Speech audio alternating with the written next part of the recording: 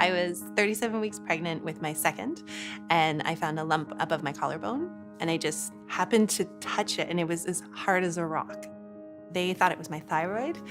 They sent me for an ultrasound, and very quickly it became apparent it wasn't my thyroid. And it was that afternoon that I got a call from my obstetrician, and he got off the phone, and I just screamed, I think I have cancer. And it was extremely traumatic, I would say. I don't even think I recognized how traumatic it was because I was just so overwhelmed. I had a 2-year-old at the time, and I was having a baby, and you're just supposed to be in that mode, prepping for, a new life to come into the world. And then I was given this crazy diagnosis. I bringing this new little life into the world, and I was so afraid that I wouldn't even be there to know him. So I had Ethan, is his name. So basically I went from having him, and then within 12 hours, I had a CAT scan, and then they were scheduling me for my surgery. So that was an extremely emotional time. I was trying so hard to make it normal, but then it wasn't normal, and that was very, very difficult. So I did about 6 months of chemo. After about, I think it was the first or second treatment, already I could no longer feel the lump that I had initially found.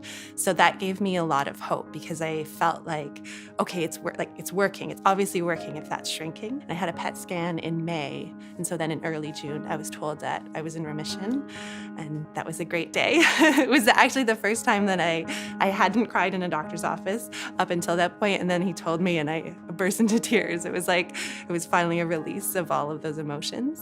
That period was also one of the worst periods. I was terrified. I was terrified of my body because I felt like I wasn't on the same page as it. I didn't know what was happening inside of it. So I started to deal with a ton of anxiety. And then that anxiety, because it got so bad, sent me into depression.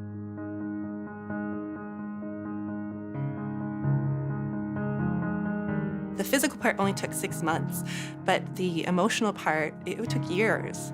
Cancer coaching and somebody who can understand what you're going through and help you find those supports, I think is a wonderful thing to be able to offer people who are going through this. I feel like my doctors fixed me physically, and then this group of people helped fix me emotionally, because cancer is a very lonely experience. It's not just physical. The physical is very important because it keeps us alive, but the emotional, the mental part of it is also huge.